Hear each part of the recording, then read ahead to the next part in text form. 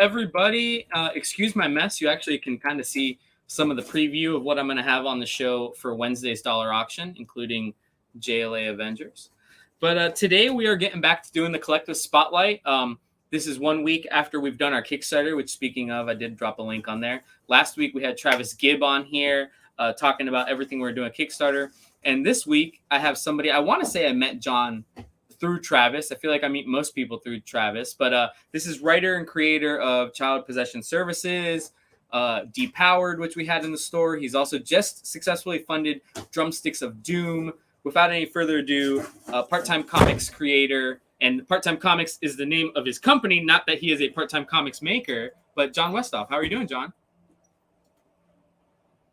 Oh, I think, hold on. You're muted. You're muted on your end.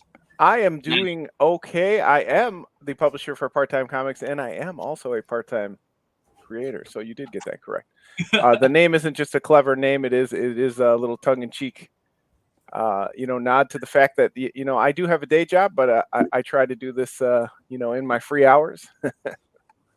And you've done pretty well. I mean, I know, you are the one that determines your success, but you recently, gosh, it would have only been a month ago, maybe a smidge more. You sent us a bunch of your books when Depowered, you did that through your direct channel. And I'm already sold out of Depowered. I only have 2 copies of Child Possession Services left. I sold out of On the Stack. Your freebie that you sent me, Bulletproof Chicken and Bulletproof Chicken Nuggets, sold well. And then also I do still have Bandology, which I thought was cool. So tell people a little bit about your, who you are and how you got into writing comics, because you've got a decent repertoire behind you already. Well, yeah, thanks for having me on. And we aren't available in many shops, so that's very nice. Obviously we met relatively recently. It's so awesome, even after, oh my gosh, 12 years of publishing, to have a retailer want to carry our books and then share that you have success. I mean, we don't always hear, if people have success after they pick up our books. So that is a really cool thing for us too. So never stop sharing that with the creators, but really appreciate that. But yes, as Danny said, we started up about a year ago. Was our first published book. You see there on the stand, Child Possession Services, a one-shot about a social worker who works with children who are or have been possessed. So in a world where demonic possessions are becoming more common, of course, what would happen? The government would make a poorly run agency with a bunch of burned out social workers trying to help these 4 kids recover, and that's where our story starts. It is a complete one shot. We're trying to do stories where people can feel like they've got a full story to take away from each issue as much as we can. But then you mentioned Depowered, which is about retired quote unquote superheroes who lost their powers and what they do after that happens. That is intended to be a 3-issue miniseries, so issue 1 is out now as well. And you mentioned some of the other books. I was part of an awesome self-publishing company called Kingbone Press for about a decade, and we published such great books as Banthology, The Low Concept Anthology, Bulletproof Chicken, Hellbillies, my long-running series with a friend of mine. So I have a lot of experience with publishing, but kind of ran the gamut in what I wanted to do at Kingbone Press. Took a couple of years off, and now last year we came back under my own title of Part-Time Comics. And again, people liked your early stuff, and then people have seemed to really like your new Part-Time Comics stuff. I'm going to call self-published, because you're kind of publishing it yourself now at this point. And you just finished, gosh, I think it would have been, I got that email or the message like 2 days ago, maybe 3 days ago. You just finished Drumsticks of Doom? We just finished on Saturday. We ran a month-long campaign. I had personally my highest backer count and dollar amount ever. I've done 12 Kickstarters, 2 Indiegogos, a chip-in, which was a early fundraising account. So I've done about 13 to 15 fundraisers for launching these books. And this, finally 12 years later, I finally broke 200 backers in one. We had well over 269. I mean, financially, we did so great. I was just thrilled at the response to Drumsticks of Doom. And that one was super awesome because you had a bunch of cool metal kind of stretch goals, like the sticker with the cool metal logo. And I mean, did you end up getting to hit? I know you were close to that final stretch goal. Did you end up hitting all the stretch goals? We did. We were sweating it that last week. The final stretch goal was to really expand the book, have awesome artist Dan Doherty do some more pages, and make it into an ongoing series. And yeah, we got there. We had an amazing last week, especially the last 48 to 72 hours. Just a ton of people supporting, and we went actually well beyond what we had set the goal. So that's really going to help put us in a good position to do issue 2, hopefully this summer or early fall. Nice. And because I don't think I had a chance to have you on during the campaign, so what kind of can people expect from Drumsticks of Doom? How similar is it to some of your older stuff, and how different is it to kind of, because I know the idea of doing a kind of rock metal comic book is something that you were really excited about. So what is this one about? So the short pitch for Drumsticks of Doom is Black Sabbath, not the Beatles, became the most popular band in the world, and thus the universe was changed musically and otherwise. Inspired by other awesome comics and media in that genre. Metalocalypse, Chuck Beebe's death metal, all these awesome music themed heavy metal comics. I came up with the concept probably 6 or 7 years ago. Really sat and kind of tried to work through what I wanted to do with it. Was thinking about who was the right artist to bring in. And then, when I started Part-Time Comics, I said, you know what? I've known Dan for about a decade. He's an amazing artist. He's written stories in the Banthology book you have right there. He's written several stories that were just amazing. I mean, he is a musician and an artist now. I mean, he still gigs out every other weekend or so. So I just thought, you know what? I really need to bring in somebody that's going to capture this world. And, had kind of started planting the seeds of the story. Wrote it out, sent it to Dan, the first couple issues kind of outlined and written out. And he was just very excited to do it. And I think it shows in the pages. So it follows a young woman. Her name is Lana. She finds a mystical pair of drumsticks. She doesn't understand. They have some sort of power tied to them that's also attracting some other nefarious characters to her. And she doesn't really know why. And that's kind of where the first issue picks up.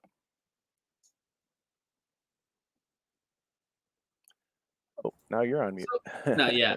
So what's your connection with music? Because obviously you did Bandology, went 3 volumes, I believe, right? Correct. And then now you're doing Drumsticks of Doom, which you were very passionate about. I feel like whether you played in a band as a high schooler or something, like music was big for you. Am I right? Oh, for sure. I've been playing in a band since I was 14 years old. I bought my first bass guitar mowing lawns, around the neighborhood.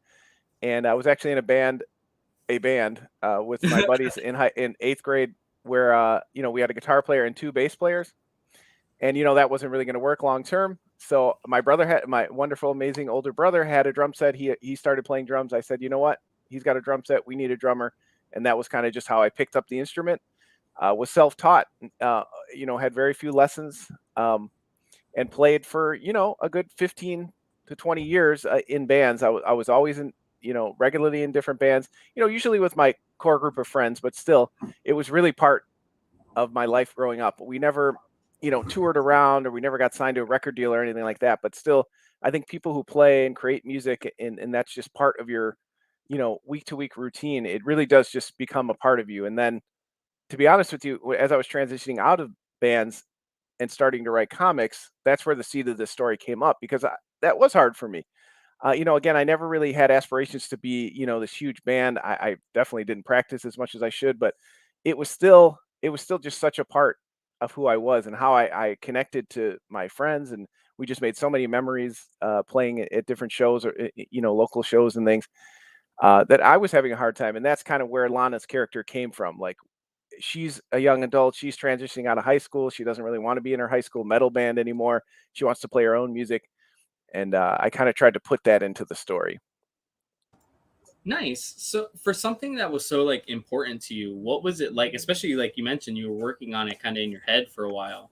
What was it like for you when you finally got the book done? You're getting pages coming in and everything. And then obviously when you have such a successful Kickstarter, because this sounds to me, despite it being like you said, your 13th, 14th crowdfund, it seems like it's very much your baby in a sense. It is. I enjoy every project, but this one's been one I've really been sitting on. This is, a lot of the projects I do.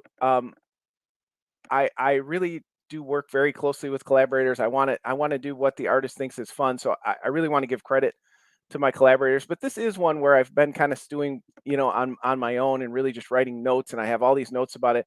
So it is really satisfying after 5 or 6 years for it to finally come to light, and to have an awesome collaborator and Dan to help bring it to life. It's still a good feeling, after all these years. But this is definitely one that I've been working on for a long time on my own. So it is satisfying for it to finally reach this level. You never know. I mean, I've had different levels of success. I recently had a Kickstarter that did not, meet its financial goals, and you just never know how people are going to respond. The world is having a multitude of issues right now. You always kind of struggle with, is it a good time to be a creative? There's a lot of factors. It's a black and white book. Dan and I decided, it wanted that heavy metal feel. So we went with, his awesome black and white art. So you don't know. You put it out there, and you don't know if one person's going to back it, or 1,000. It's still an anxiety inducing thing, hitting that launch button and just kind of saying, "Here I am, world. This is what we've been working on, and do you like our idea or not?" It feels a little bit better once you get funded with about halfway through, and then you relax, kind of. I mean, there's stretch goals still, but you at least know the book's happening. Yeah. So you talked about one book, kind of not funding. I know, at least the most recent one that I know of is Depowered, but you kind of pivoted from that because obviously we were able to get them in store. We sold Thank out you of them again. in store. So you pivoted on that and kind of did it a little bit more direct. Can you talk to me a little bit about that process and how you decided that wasn't going to be the end of that book? Well, that one was definitely, I was committed. I had agreed to pay an artist. He's a working artist. I had higher expectations after two successful Kickstarters early in 2021 with Child Possession Services, and then On the Stack, our Magic the Gathering tribute zine. I honestly was riding high, and saying, you know what, I'm going to roll into this one, put a very ambitious goal, hope we get there, and can get this series launched. And at that point, I had to make a decision. I had, done a 28-day Kickstarter or something like that. It didn't fund. Do I relaunch the Kickstarter, or do I try something else? So at that point, I decided, you know what, we have, obviously there's at least 100 and something people interested in this book. Let's just go ahead and put it up for pre-order. And honestly, you know, I wanted to get the book out. I've already paid, to create it. It's a quality book. I mean, I'm so happy to hear that people are responding to it in your store. So, I said, you know what, let's just go through with it. Maybe down the road we do another, recovery effort, whatever you want to call it, as far as the funds. But this book, it needs to come out, and we'll figure out the funding on the back end. I do have a decent enough job where, I'm not sweating the finances. Of course, no one can sink hundreds of dollars into a book and then never see that paid back. But we'll get there. I'm confident enough in the product and the team working on it that I think that it will get there. But honestly, you know what? I feel like I probably should have stopped, recollected, relaunched the Kickstarter, decided to go with the pre-launch through the store. Didn't really get where we wanted with that. Decided to do an Indiegogo. Didn't really get where we needed to get with that. So we've had some stumbles, which, maybe that will play into how I write the next issue. I can kind of, use that as part of the character who's also struggling in the book with his own secondary career, so to speak, after he's been a superhero. So maybe we can use some of that in the book. It's so funny that you kind of mentioned like some of the struggles there, just because like, and when we do a Kickstarter for like the collective initiative shelf, it's guessing on my end too. I'm like, oh, that story sounds like something my customers would love, but I don't really know. So when I did your package, because that one came with On the Stack, Child Possession Services, and Depowered. And I cross-pulled Child Possession Services for a lot of people because I remembered you talking about that and being really passionate about that on one of the shows I caught you on before. And I put Depowered on our new this week shelf, just like being featured right there. I literally was amazed how quickly it sold and how much just the cover, because I had one of my best customers. He's more of a horror guy, to be fair. So I didn't cross-pull it for him. And he's ringing up and he sees Depowered right there. And he goes, "What's this? Is this in my box?" He's like, "This sounds like something for me." I didn't have to give him the Wow. pitch. mean, it was crazy to me because I'm like, oh my gosh, this struggled a little bit to get funded, and yet I can't keep enough of it in the store. I think you had literally just sent me out that stuff from Depowered, and I went and backed the Kickstarter for Drumsticks, and you were like, I just got you your stuff. Well, that's great to hear, because I do feel like, especially, I've worked with Bob Gar a long time, who did the cover and helped me co-create the book.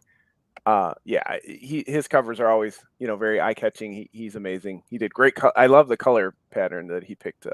Yes. The theme. I think it is very eye-catching, but sometimes that's it. I think as comic creators, we can tend to get down on ourselves. We didn't reach a Kickstarter. We didn't have as many pre-sellers as we want. Sometimes it's just it's a challenge to get it in front of the right eyes. So when you taking a chance on it and giving it that opportunity to be seen, means a lot to us. And that's what you have to do. You just have to kind of battle through it. You understand, indie comics, it's going to be a different journey. You might not get your book in 300 shops, but if 10 shops like yourself carry it, and we can sell a few dozen books here and there, that can be the start. And then issue 2 may do better, and then by issue 3 or the trade, now you've got a couple hundred readers, and you've got a good opportunity to continue to make issues and be able to, again, part of this venture is those who I work with, I want them to agree to financial compensation that they're comfortable with. Bob and I work together a long time, and we're able to co-create things, and we're comfortable with that. But I want to, if I'm going to bring in a working artist, he or she needs to get their rate. Yeah. So yeah, we do need readers. So that's great to hear. Yeah, and I actually joked with somebody the other day, because they're like, "Oh, you fund so many Kickstarters," and I'm like, I mean, we're lucky to have the space we have and everything, and I'll definitely throw a bone out to creators, whether somebody tells me they're a good creator or catches my interest. But I tell somebody, I said, you can tell who we really like by when we go back and either have to reorder books or when we go and fund their next Kickstarter immediately. And you're in that category already, because like I literally, if you didn't have Drumsticks of Doom going, I would have literally just said, hey, I need 10 more Depowered, please. But I'm willing to wait. Well, thank you. No problem. The other one I really just wanted to have you talk about a little bit is the child possession services. Like you said, it was done as a 9 exercised one shot kind of. Mm-hmm. I love the idea of it, like the social worker, social services type of idea, but doing it with a kind of spooky, not horror take, but that supernatural take, kind of doing social workers in a supernatural world. How did that idea come about for you? Because it seems so unique. Well, I am a social worker by day. So, they say, write what you know. And after 12 years, I said, well, I'm literally going to write what I know. And that's, working with families and children and not so great agencies out here, that are, but a lot of great people, trying to do their best. But there are some challenges to the field. So that was kind of how it started. What I want to write, not literally, my everyday experiences, but, kind of some of the struggles that we have in my field. And then I said, I kind of had that idea. And then what I actually did was Bob Gar Ornelas needed a short story for an anthology he was doing. And he said, we've worked together, Jon, for years. Do you have anything? I'm kind of out of ideas. And he loves John Constantine Hellblazer.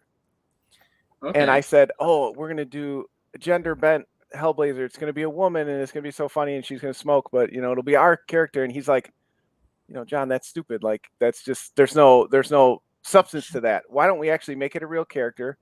We'll make her, of Eastern Indian descent, and that will play into how she uses her abilities to help, with possessions. And then it was like, oh, that's the great thing about working with people a long time. Like, he really hit me with that. And then I was like, oh, I'm going to make her, work with children.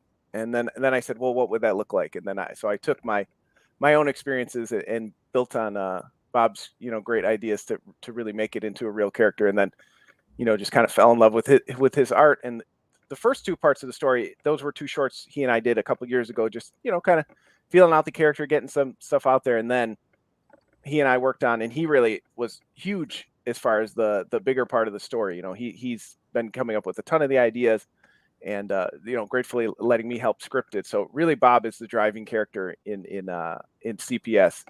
And, we have more ideas going. He's working on another issue behind the scenes, but, again, like myself, he's not a full-time creator, so we have to let him go at his own pace. This is creator owned, so we're kind of, sharing the rights to it, and he needs to have the time to do it. So that doesn't always happen. So it's coming out a little slower than we would like, especially after the great response last year. But expect at least one shot this year that we're going to be releasing probably in the fall.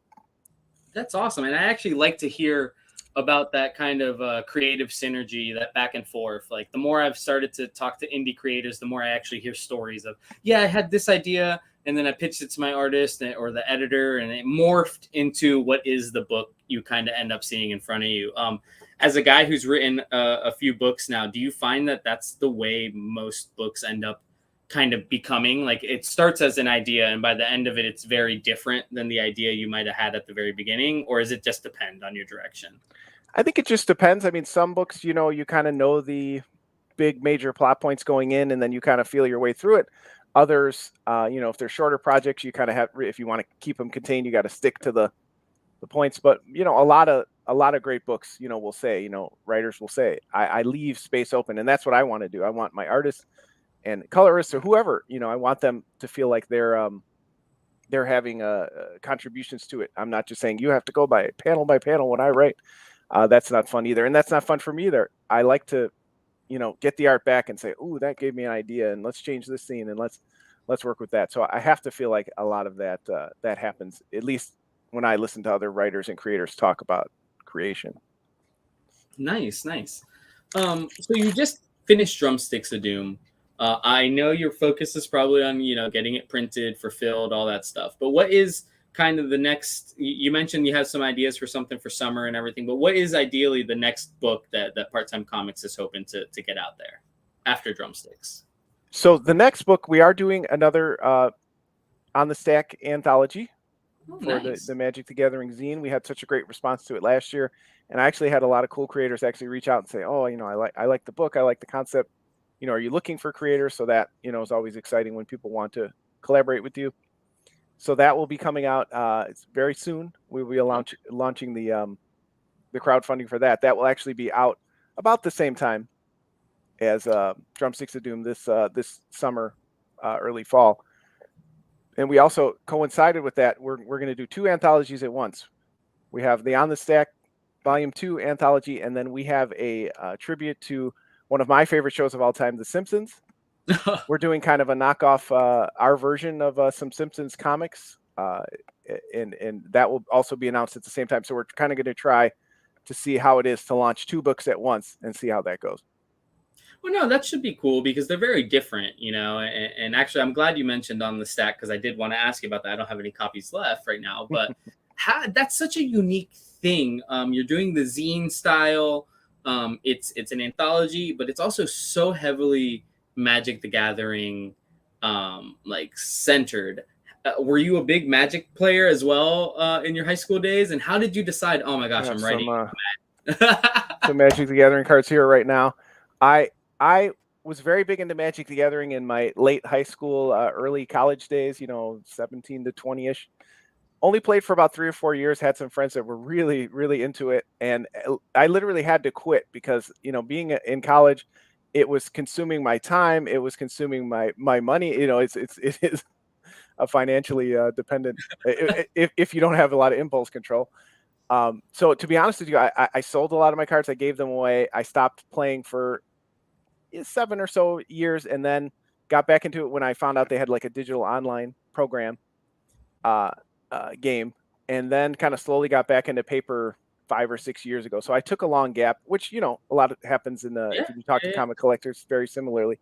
We all kind of have that journey where we take a break. But yes, I've been very, very big back into it for years, and that was another one like Banthology.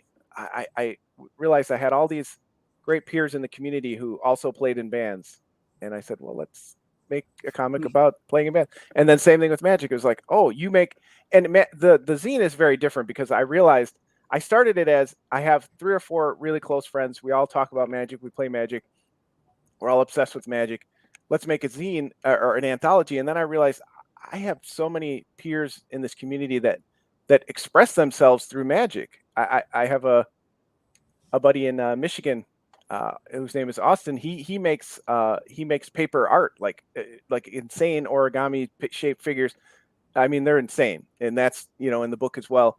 Cosplayers, who go to Mm-hmm. these conventions, they express themselves through that too. That's not just costuming. I mean, they make the ornamental costumes and everything, just insane talent. So we brought some of them in, and then I was like, oh, and now I've also met some great altruists who take the cards and make their own art on it or make their own proxy versions of it. There's tons of ways to express yourself and your love for the game through art. So that I was like, wow, this is I need to make this into a zine. I've never really done a zine that or anything that really strays away from straight comics. Mm-hmm. And I said, I have my own company. Why wouldn't I utilize that to do whatever the heck I want? So that's what we did. So far, we haven't been sued for it. So now we're going to try and push that. We're going to, hopefully Fox is not watching this as we do the Simpsons related book, which I hope will be under the parody umbrella. I'm pretty confident in, but Ozzy Osbourne said there's no such thing as bad publicity. So we're going to try and stretch that with these next 2 books. That's true. But no, I thought that the MTG zine was such a unique idea and so cool and so well thought out, and art in it was really cool. And I mean, a lot of people do love Magic the Gathering because of the art, so it made sense to me that you guys had some cool stuff. Plus all the Magic lingo in there. Like I'm sitting there talking to our card guy, and I'm like, "What is this?" He goes, "Oh, that's the way you summon a creature." Like, yeah, I was like, "Oh, he's literally summoning a creature." Like, it was cool. I thought it was really cool, really kind of meta. Like it's a cool crossover because if you play MTG but you're not really into comics, like it's something that you could maybe have somebody pick up and be like, "Oh my god, that's great to hear." And that's my hope, right? That's you could pick it up and get something out of it, but for the real hardcore fans, they'll be like, "Oh, wow, that's cool." Yeah, that's my hope. It was really, he was like, "Oh, he's summoning a thing." I'm like, "Oh, is that what was happening?" Because I'm not huge into Magic, so I was like more reading it for the art and everything. And he's explaining to me, he's like, "Dude, this is literally like a game of Magic is happening in the comic." And I thought it was cool. And I wanted to capitalize the Simpsons anthology is going to be very similar. That was not something that was on the schedule last year, and late in 2020. A buddy of mine, we started talking about it, and I think some of the immediacy of being able to make a comic, yes, it does take some time, but really, I mean, I could sit down and draw a comic in 24 hours, go to the copy machine, Xerox it, and be handing it to you tomorrow, right? Let's take advantage of that. It's not like TV, it's not like movies where it's going to take 5 years for this thing to come out. If we come up with a cool idea and we're in the moment and we want to have fun and everybody's vibing on it together, let's do that. And similarly, it happened with the Simpsons anthology. Somebody tweeted at me, "You should make these fake comics in the background of the comic book shop into comics." And I said, "Well, I have nothing but to waste my time doing this kind of stuff. Why not?" I said I was going to be part-time comics, but why don't I just take on more projects than I ever intended? And so now we have 5 books coming out this year because I have a hard time letting an idea go and saying, "No, that's a great idea. Let's do it." And you know what? If we end up in financial ruin, you know what? We'll be okay. But that's a sign of a great creator is like, you don't, it takes a lot to tell you, "No, don't create this." It's like, let's see where this idea grows. It's a seed. Let's see if it grows into a tree or a tomato plant. I mean, it could be anywhere. I've never really had a high, confidence in my writing ability, but one of the first projects I did was with a message board community about 10 or 11 years ago, the 11 O'Clock Comics podcast. I was on a message board, and a lot of the creators in there, I had just started, and they were saying, "Oh, we've tried to do anthologies, it doesn't really work out." I knew nothing about Photoshop at the time. I knew nothing about putting out a book. But I was stubborn like that, and I said, if we're going to commit to this, we will get it to print. We will get it funded. We will be handing you at least a few copies so you can say, we contributed, we did something together. And I think that is, if there's anything I bring to comics, is that I will see things through. I will try my best, to help people reach their goals. And again, maybe it is stubbornness. I don't know what it is, but I enjoy that. That's what I enjoyed about being in a band. You sit down, you riff together, you have a song, you go and record it, and you have this thing together. Comics is the same way. And I enjoy that part of it. And you have a connection through this thing that you created. So if there's anything I do well in comics, it is seeing projects through, finishing projects, trying to herd all the cats together to get it done. Oh, and I can speak from that just by seeing what you did with Depowered, man. I mean, I'm glad it happened, So Jon, let everybody know where they can find you. I know we have the website here. Are you on social media, on Twitter or anything like that? Yep. So we're on social media: Twitter, Instagram, TikTok, Facebook. It's all Part-Time Comics with an X, just like on the screen. If you Google it, it'll all come up under those as well. The best way to find us is Linktree/Part-Time Comics, again with an X. And that will lead you to any of our recent crowdfunding, our web store, all of our social medias, everything that we have going on. That's kind of the best place. And our mailing list is also on there as well. Get on that to get announcements of our projects that are coming up. But yeah, Part-Time Comics, you can Google it and we'll come up on all the major sites. Awesome, man. And I cannot wait to get Drumsticks of Doom in the store, get some more Depowered. I know I'll be selling out of this bad boy soon, so I'm glad more of those are coming. But yeah, man, thank you so much for coming on the show. I know you had a busy day going, but I definitely wanted to get the man behind who already sold out 2 books before even coming on here and talking about wanted to get people to talk to you a little bit. No, I really appreciate that and the kind words. And if anybody's listening who's bought the book, thank you so much. It means a lot, to take a risk on a relatively unknown, creator. Again, I've been doing this for about a decade, but my name is not out there that much. And to take a challenge with myself, to take a chance on the creators that I work with, it feels good to be part of this community and have people do that. Yeah, and thank you so much for thinking of us and getting us involved in this. We're looking forward to everything else you guys are going to do this year and next. And you will always have shelf space here, Jon. Thank you. Thank you, man. Well, have a good rest of your day, and we'll see you again soon with the next Kickstarter. Take care. Take it easy, brother. So thank you again to our guest, Jon Westhoff. We have his book, Child Possession Services. We have Bandology. He will be sending us some more of his other stuff soon. And right there, you have the link to go to his website, or you can go to Part-Time Comics through Twitter and other social medias to check them out. Just remember, it's an X on there. But with that being said, if you need any of these books, let me know. I can always put them in your pull box. And tomorrow we'll be back previewing all the new comics for Tuesday. And Wednesday we will be doing our dollar auction. Tons of cool stuff, including a charity item, JLA Avengers. We're going to auction it off. 100% of the proceeds for this book, not just the profit, the proceeds will go to charity. And then we're going to have a ton of Stray Dogs stuff that the store maybe didn't order but has and paid for. So take it easy, guys. We will see you again at 5:30 tomorrow. And thank you again to our guest. Have a good one.